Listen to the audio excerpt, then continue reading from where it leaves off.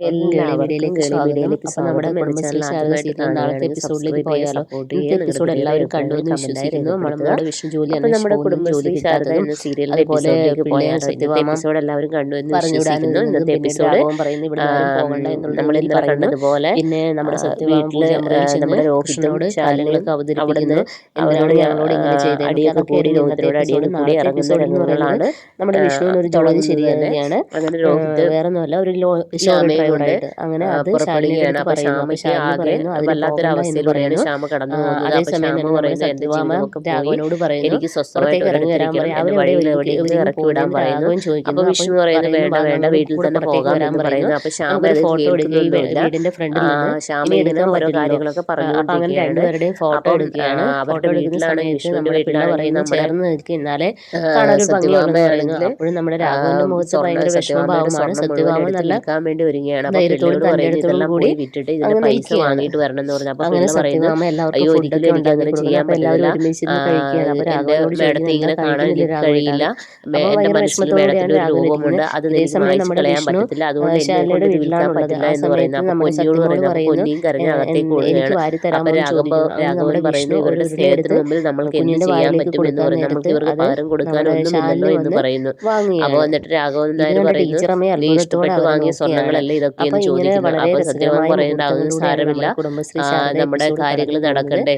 അപ്പോൾ എന്നൊക്കെ എല്ലാവരും പറയുകയാണ്. നാളത്തെ എപ്പിസോഡിനായി അപ്പൊ ഈ വെയിറ്റ് ചെയ്യുക. രാഘവൻ നായർ പിള്ളയോട് അപ്പോൾ പറയുന്നുണ്ട് നാളെ ശാലിനിയെ പോയി ഇതൊക്കെയായിരിക്കും നമ്മുടെ കാണണമെന്ന്. അങ്ങനെ എപ്പിസോഡിൽ ഉണ്ടാകുക. പിള്ള അപ്പോൾ ശാലിനിയെ പോയി ഓക്കെ, ബൈ ബൈ, കാണുകയാണ്. Thank you. അവിടുത്തെ കാര്യങ്ങളെല്ലാം അറിയിക്കുന്നു. രാഘവൻ നായരെ